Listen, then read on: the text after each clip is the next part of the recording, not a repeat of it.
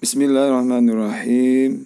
Assalamualaikum warahmatullahi wabarakatuh. Anak-anakku yang dirahmati Allah, kembali kita ketemu bertatap muka lewat udara. Gak apa-apa, yang penting belajar. Yaitu pelajaran IPA terkait pengukuran lanjutan tentang pengukuran. Paling tidak subbab objek penyelidikan IPA akan kita lanjutkan gitu ya. Tapi sebaiknya kita awali dengan basmalah terlebih dahulu. Bismillahirrahmanirrahim. Coba apa sih itu pengukuran ya. Nah, pengukuran itu kalau kemarin itu kan membandingkan sesuatu ya dengan namanya satuan atau besaran. Apa itu satuan? Nah, satuan adalah setiap besaran mempunyai satuan, yaitu sesuatu yang digunakan untuk membandingkan. Ya, contohnya meter, gram, jengkal, hasta, inci, dan lain-lain. Nah, itu namanya satuan. Nah, secara umum satuan itu ya hanya cuma dua macam, yaitu satuan baku dan satuan tidak baku. Apa itu satuan tidak baku? Satuan yang digunakan orang lain, tapi hasilnya berbeda. Sejengkal antara ujung ibu jari dan kelingking itu kan antara jengkal dan jengkal orang lain beda. Nah, itu tidak baku itu. Depa itu dari ujung pangkal bahu kalian dan ujung jari tangan kalian itu depa. Nah, kan berbeda-beda, itu namanya tidak baku. Nah, bagaimana kalau satuan yang baku? Tentu saja yang kita ketahui bersama, yaitu satuan yang digunakan orang lain, tapi bisa menghasilkan ukuran. Jadi hasil ukurannya itu sama, tidak jengkal, depa, sekaki dan sebagainya itu. Ya, ternyata kalau tidak baku itu menimbulkan perbedaan. Kalau baku sama semua. Ya, meter, seluruh dunia pakai meter. Untuk apa meter itu? Untuk panjang. Kilogram untuk massa. Nah, ini yang sering kita salah persepsi bahwa berat itu biasanya identik dengan kilogram atau gram, ons dan sebagainya. Ternyata itu adalah kalau satuan bakunya massa. Celsius dan Kelvin untuk suhu. Nah, itu ya, agar lebih jelas kita coba, ini ada video untuk kalian. Tolong diperhatikan baik-baik ya. Nah, Ustadz katanya tadi ada video. Ya, ini coba kita lihat video berikut ya, biar lebih paham apa itu sebenarnya kaitannya dengan. Ntar matiin dulu datanya ini. Kaitannya dengan. Oke, sekarang kita alat mengukur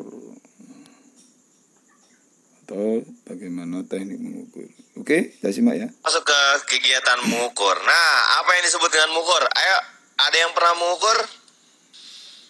Ya, mengukur itu apa sih? Ayo, apa coba mengukur? Nah, coba lihat contoh berikut ini ya. Nih, ada kasus nih. Nah, ada si A yang tingginya seperti ini, kemudian ada si B yang tingginya segini. Siapa yang lebih tinggi? A atau B? Iya, lebih tinggi A lah ya. Oke, kalau si B ini lebih pendek daripada A ya, gitu ya. Nah, sekarang pertanyaannya, si A ini tingginya berapa kali B? Ngerti nggak? Coba lihat sini ya. kita bisa bilang bahwa si A ini berapa kalinya? Ayo coba, kalau si B-nya ini kita tambahin lagi di sini ya. Nah, di situ. Nah, sekarang kita bisa lihat bahwa tingginya si A ternyata 2 kali tingginya B gitu ya. 2 kali B. Oh, berarti kita bisa tulis gini.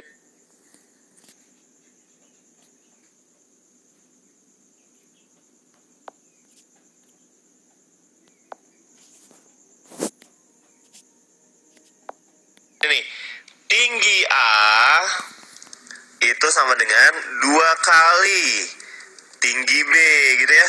Tinggi B ya nah. Nah, oke. Sekarang tapi coba bagaimana mengukur B? Nah, bingung kan? Nah, berarti kita harus punya alat ukur lain. Kalau tadi si A ini bisa kita ukur menurut tingginya apa? Menurut tingginya B gitu ya. Artinya si A 2 kalinya B. Sekarang kalau mengukur B gimana? Nah, coba kita pakai alat ukur lain. Misalkan kita punya balok nih. Punya balok yang tingginya segini nih. Ya, punya balok yang tinggi segini. Nah, sekarang coba kita susun balok ini. Gimana coba? Oke, kita susun berapa kali? 1, harus sama ya tingginya ya. Baloknya tinggi segini, berarti dari sini sampai sini ya. Oke, berapa kali? 1, 2, ya berapa kali? 3, 4 sampai 5. Oh, tinggi B itu sama dengan berapa? Tinggi B itu sama dengan berapa balok? Iya, ada 5 balok gitu ya. Oke, nah kemudian tinggi A itu berapa balok? Coba kita hitung lagi. 1, 2, 3, 4, terus berapa? 5, 6, 7, 8, 9, berapa? Iya, ada 10 balok. Berarti kita bisa bilang tinggi A itu ada berapa balok? 10 balok. Nah, di sini kita bisa lihat nih bahwa tinggi A itu kan 10. Tinggi B berapa? 5 balok. Nah, sekarang kalau aku bilang nih ya, dari A ke B, dari 5 ke 10, itu kita kali berapa sih? Iya, 5 supaya jadi 10, itu biasanya kita kali berapa? Iya, kita kali 2 gitu ya. Nah, itulah sebabnya makanya tingginya si A itu adalah 2 kali tinggi B gitu ya. Oke, nah kegiatan yang barusan kita lakukan itu sudah disebut mengukur. Nah, mengukur. Jadi kita menggunakan balok sebagai alat ukur.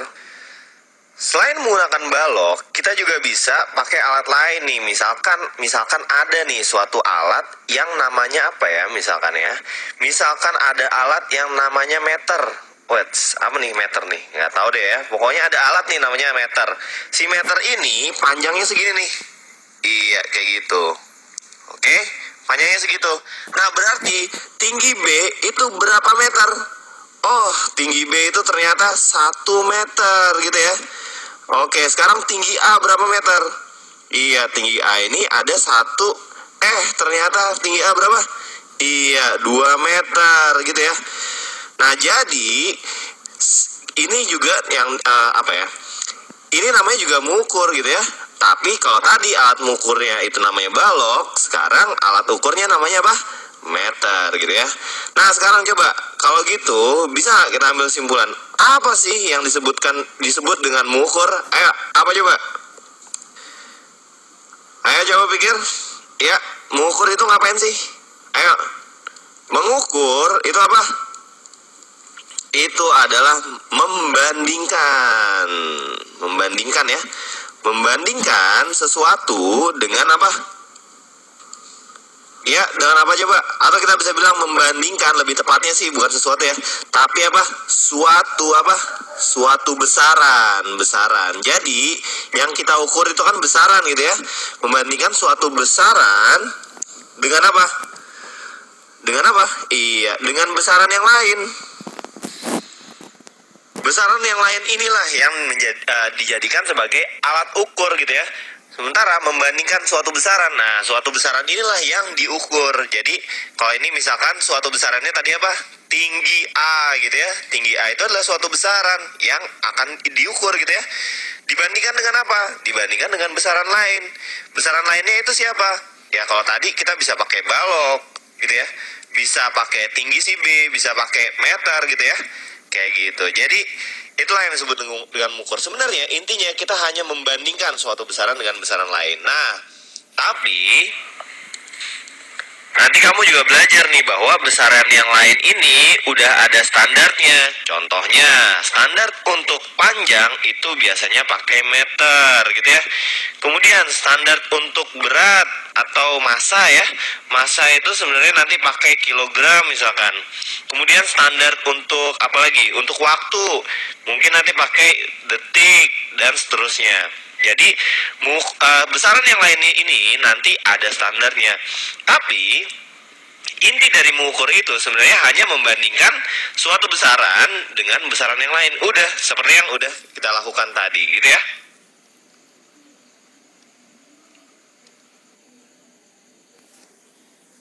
Oke, sekarang kita mempelajari standar satuan panjang. Kenapa?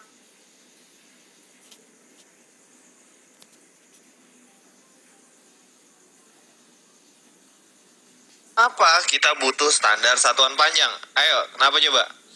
Oke, misalkan kamu ingin mengukur jarak rumah kamu, artinya jarak dari sini, dari ujung sini ke ujung satunya lagi. Ya, kamu ukur pakai apa nih? Misalkan kamu ukur pakai langkah kamu, ya. Coba kamu melangkah dari sini sampai sini, ya. Ada berapa? Ada berapa langkah?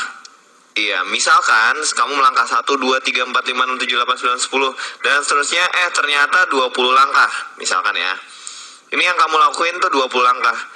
Kemudian coba kamu panggil, kalau kamu punya adik, ajak adik kamu atau siapapun deh, atau sepupu kamu atau tetangga kamu atau siapapun deh.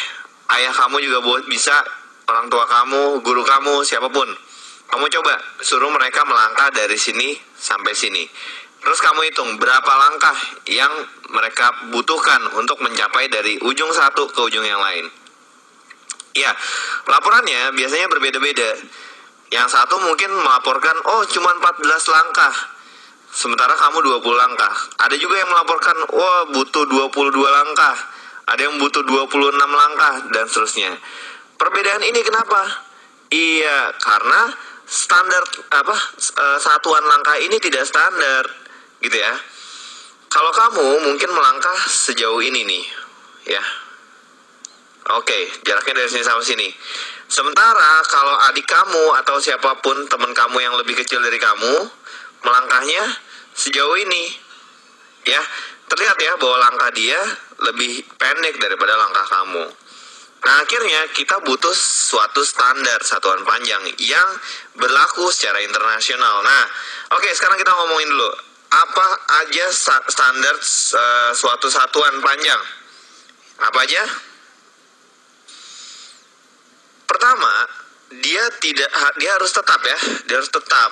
Jadi tidak berubah gitu ya. Nah, kalau langkah tadi ya jelas dia tidak tetap. Kalau kamu yang melangkah sama siapapun yang melangkah itu beda gitu ya. Nggak usah kayak gitu. Kamu melangkah aja, dalam tiap langkah kamu itu panjangnya bisa berbeda gitu ya. Jadi satuannya tidak tetap. Oke? Kemudian kalau kamu bertambah umurnya gitu ya, nanti juga langkah kamu juga berbeda juga. Oke, kedua, dia harus bisa bisa berlaku internasional. Ya, jadi nggak cuma di lokal doang, nggak cuma di kampung doang gitu ya, tapi bisa di seluruh negara. Oke? Kalau kamu mengukur pakai alat itu di Brazil ataupun di Argentina ataupun di Swedia ataupun di Swiss ataupun di Kathmandu, dimanapun ya, laporannya tetap sama gitu ya. Kemudian ketiga, dia harus mudah ditiru. Nih, satuan yang kita pakai itu harus mudah ditiru. Oke. Nah, standar satuan yang dipakai untuk panjang secara internasional ya, satuan internasional untuk panjang itu disebut meter gitu ya. Meter. Nah, 1 meter itu didefinisikan sebagai ini ya, jarak yang ditempuh cahaya dalam ruang hampa selama selang waktu sekian detik gitu ya. Oke, tapi kamu gak usah pusing-pusing dengan definisi ini. Pokoknya ada suatu standar yang namanya meter gitu ya. Standar satuan meter. Artinya seluruh dunia itu pakai satuan ini, ya. Dimanapun standar satuan panjang itu adalah meter. Nah, dengan satuan meter ini, kalau kita ukur panjang rumah kamu nih, misalkan nih ya, misalkan kamu ukur, oh dari sini ternyata 10 meter. Kalau kamu yang mengukur, ya 10 meter. Kalau orang tua kamu yang mengukur, ya 10 meter juga. Adik kamu yang mengukur, ya 10 meter juga. Siapapun yang mengukur, hasilnya 10 meter. Jadi tidak bergantung sama apa ya? Tidak bergantung dengan orang yang mengukur. Pokoknya selama alat ukurnya sama, menggunakan satuan meter, ya laporannya sama gitu ya. Oke, udah segitu aja dulu untuk standar satuan panjang. Oke, sekarang